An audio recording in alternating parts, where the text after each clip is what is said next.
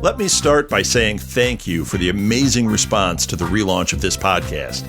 I know a few listeners that supported the Tales of the Cryptic Closet Kickstarter because they heard this show, and that's the whole point of me doing this. Anyone that knows me personally knows that one of my greatest passions is helping people achieve their dreams. Knowing that this show, in some small way, has helped Ben and his team achieve their dream makes me incredibly happy. I started thinking about this and realized that I'm not alone. For many of you, supporting crowdfunding efforts is not just about sharing resources, but being a part of making projects happen, of helping making dreams come true. It's already been mentioned on the last episode, but spreading the word is just as important as putting money toward a Kickstarter. One supportive tweet or Facebook post could result in 5 people supporting a campaign. Sharing this show is one way to do that, which I am eternally grateful for. Sharing that you contributed or a link to the Patreon, Indiegogo, or Kickstarter, that's another way. I guess the point is, be proactive. Use this show to find stuff that you want to support and then actively support them, whether it's monetarily or by word of mouth. It also helps out when I know you supported because of hearing this show. So please drop me a message and let me know. Or better yet, when you share that you contributed, use the hashtag #GoFundThisPodcast. This will let creators know that their interview helped their cause and help me know that we're having an impact. Okay, let's get into this episode.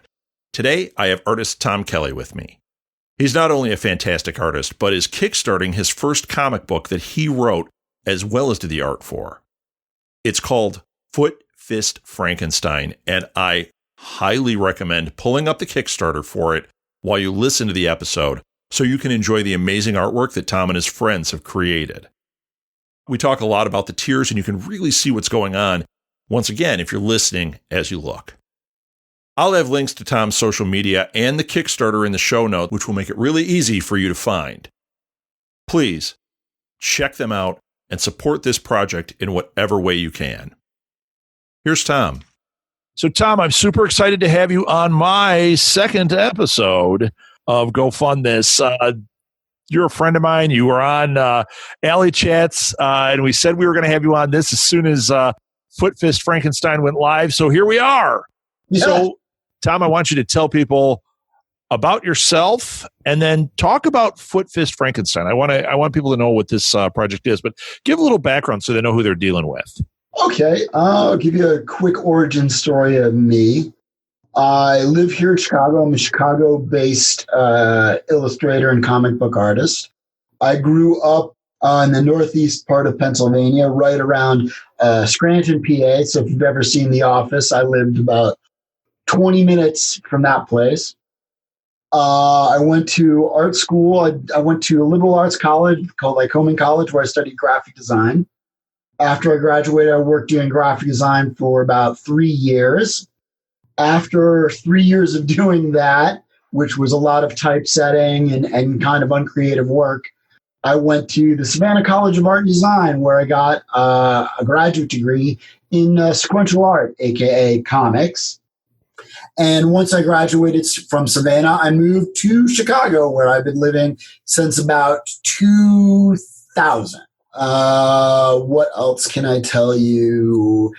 Since living here in Chicago, I've been a working comic book artist and illustrator. I've been a regular at shows and conventions all around the country. Yeah, that's how we know each other. We met at which the cons. Was great because it teaches you, it hones a lot of skills dealing with people and also organizing your workflow and having a much more like professional business mindset, you know. Well, I always found your artwork so striking. Like I always gravitated towards it. And that's really how we became friends. We kept kind of talking over your stuff and digging the same kind of art styles and the same artists that were out there. And it's really exciting to me that you have this book coming out. Oh, thank you. It's really super exciting to me. It's Fist Frankenstein is it's been a project I've been working on for about 3 to 4 years. So it's been about 4 years in the making, but really it's been a lifetime in the making because it fuses all the things I loved as a kid into one project that I can really enjoy to draw. And those things are, monsters, comic books, and kung fu theater. Yeah, which is awesome. Yeah, because Fist Frankenstein is it's a synthesis of all of that. It's an action adventure, martial arts, monster revenge story. So it's kind of like John Wick meets the Hulk, a la kung fu theater. Or for if you're a little bit older, it's like imagine if the Incredible Hulk could fight like Bruce Lee. Sounds awesome. Yeah, man. And I love it. I love when I first heard the name right away, it made all these images come up in my head. I knew your art style, so I was like, oh, this is like when you see, Frank Miller does, Sin City. As soon as I saw Sin City with his name on it, my brain went exactly where that book did. I knew it was going to be this kind of striking image, and that's what I get from here. So I'm super excited for this. Can you give people a little backstory about what the story of Fist Frankenstein is? Well, okay, yeah. Basically, the backstory is it's a revenge story. So it's very similar to a lot of Hong Kong and Kung Fu style action movies. It picks up, essentially my book picks up right at the end of Mary Shelley's original Frankenstein novel. Frankenstein is dealt with Dr. Frankenstein, and now he's wandering the earth. So my character, he's, the Frankenstein monster is wandering the earth. He winds up in Tibet. He's looking for peace and just to escape humanity, basically. He's looking for a refuge because all of humanity that he's dealt with, he hasn't really liked. And while he's in Tibet, he finds a monastery, a sort of Shaolin style monastery, where they give him refuge. And while he's there, he studies their philosophy as well as their physical training techniques. Along the way, what happens is some warlords come and they don't like the monks. Some bad mojo goes down, and it ends up that Frankenstein has to use all the martial arts training to settle the scores with these warlords and this army to, get revenge because this peace that he had for so long was ripped from him. And now he's sort of one monster against the world. Yeah. Wow. I'm sitting here as you're talking, I'm looking at the actual Kickstarter, and I think we should have set this up so people understand you've got a Kickstarter going for this. I don't know how many days we're into this. It just started third or fourth day. I started at midnight on the stroke of midnight is when I launched. So we're about 7 days into it. You're already almost at goal, but one of the benefits of doing a show like this is, hey, we get to that goal. We know the project's happening. Yeah. Now we can start getting into some of those stretch goals. That's where it gets really, really great.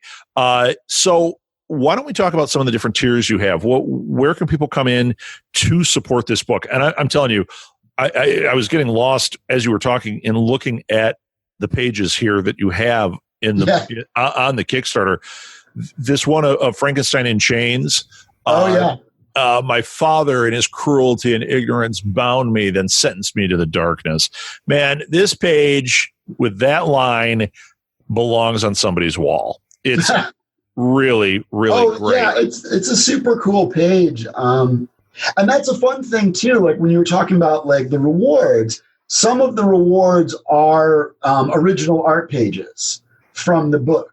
Oh, wow. If you get up into the higher tiers, somewhere around the $200 level and up, you get an original page of art from the book. Plus you get an 11x17 sketch commission drawn by me. Wow. So it's really a double whammy win. As well as getting the book and a lot of, I basically structured the tier system so that you basically almost get everything in the sort of base package from below it, and it just keeps adding as you go up. So, okay, let's go through some of the tiers here. your starting tier is what, $5? Yeah.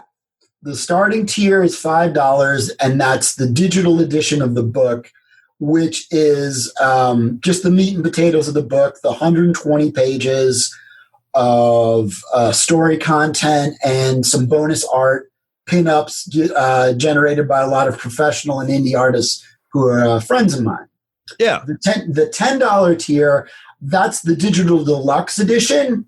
Okay. That is specifically a digital edition for the Kickstarter campaign that you won't see. Like, if later on I put this out on Comixology or just sell it out on my website, the digital edition, the digital deluxe edition, is just chock full of bonuses, which is you get an alternative cover to the book, you get a digital copy of the script for the story, so you can compare the artwork and the story. Oh, I love that. You get a digital copy of one of my convention-exclusive sketchbooks, and you get a whole load of bonus content. You get like 7 pages of character design, where you see how I designed the main character and the main bad guys and things like that. And you get even a bunch of additional pinups, bonus art that aren't in the actual printed book at all. They're cool. Specially made just for that digital tier. Yeah, that's a great tier, boy. That's got a lot of really cool stuff.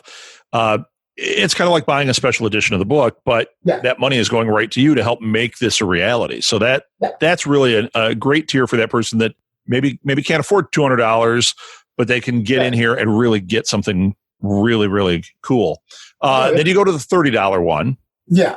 $30 one is you get the digital deluxe version. Then you actually get the book itself, which is a hardcover, 120-page graphic novel. And you get all that digital deluxe perks that I just, Right. The stuff that's exclusive to the Kickstarter. Yeah. You get that, but you also get a hardcover of it, which is great. Well, the hardcover just seemed like it was a better option to go with to give everyone the most bang for their buck.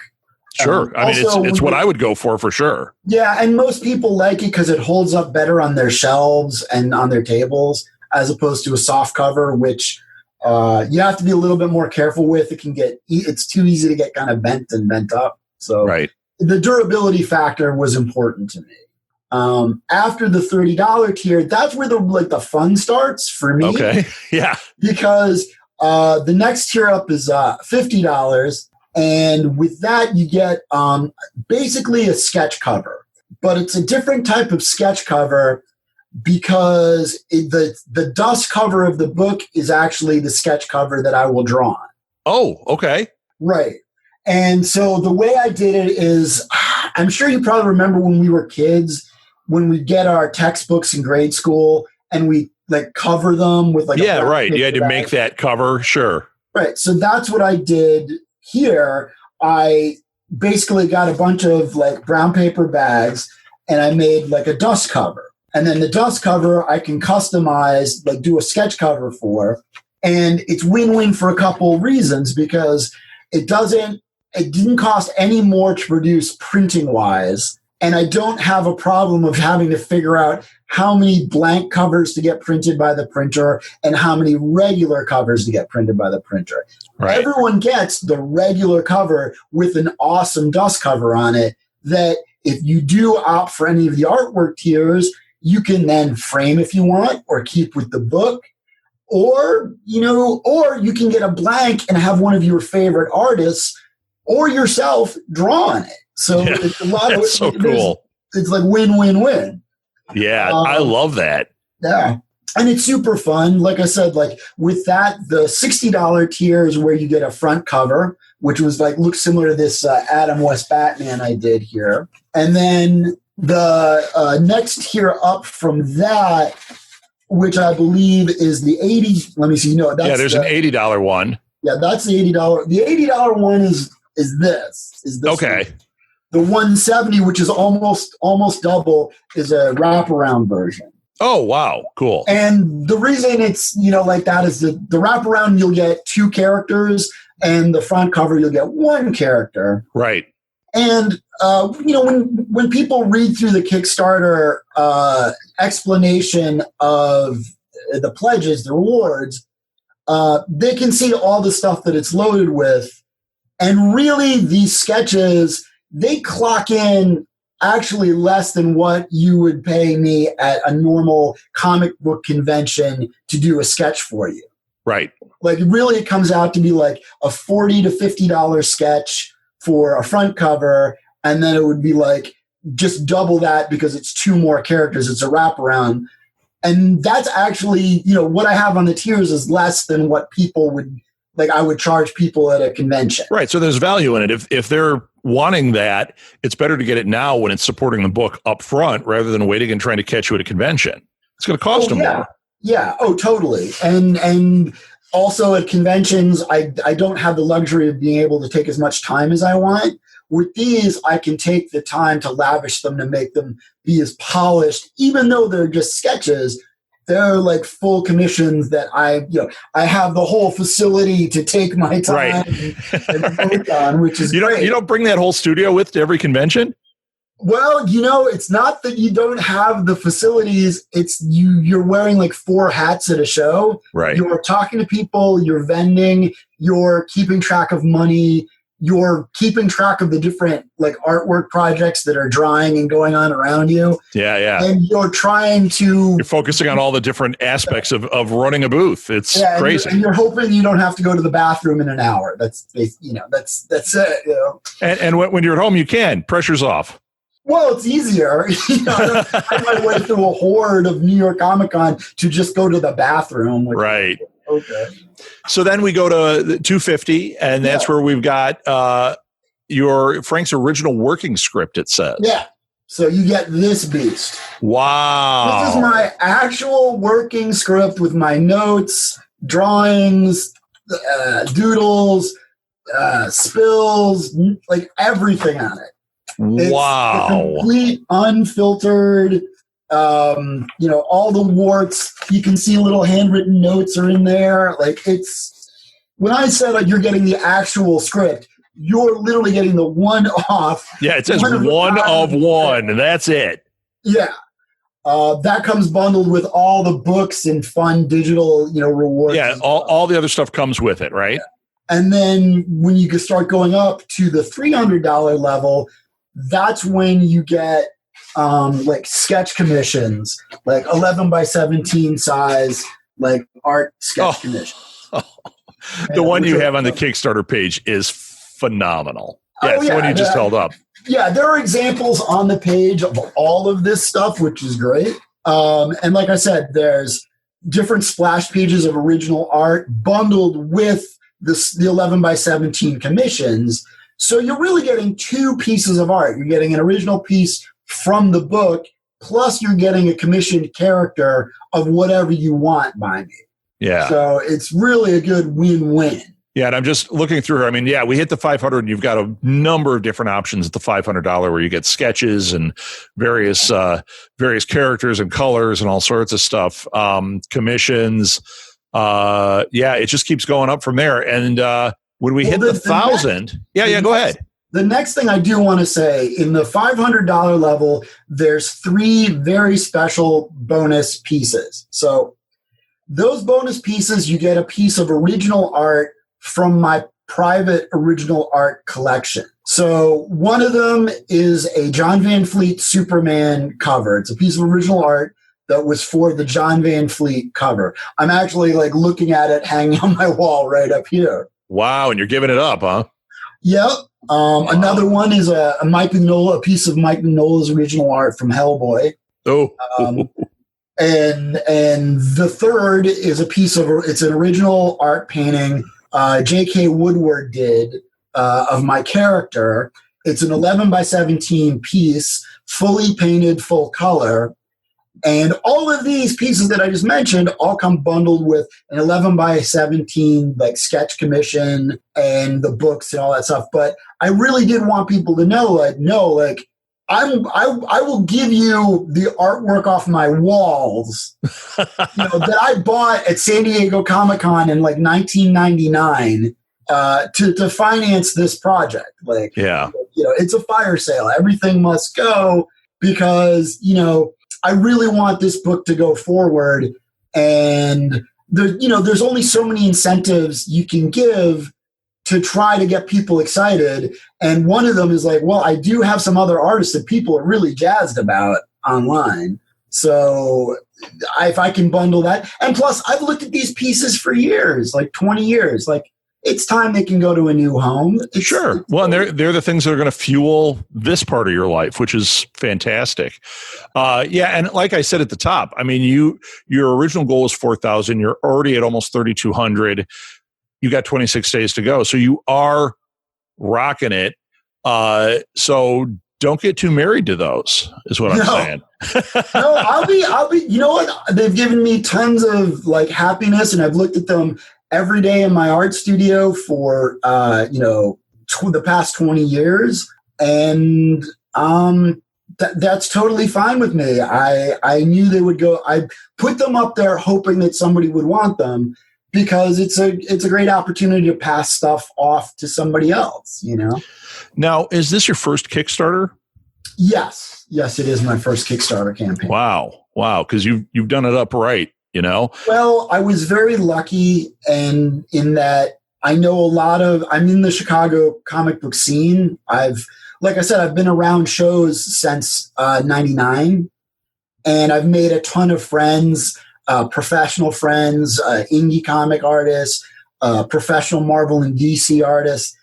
And so when I started to really know that I'm going to make this book and kickstart it, I did interviews. I interviewed like 5 or 6 different people who had done Kickstarters, Ryan Brown, Gene Ha, Henri Compin, Trevor Mueller, Dan Doherty, and a few others.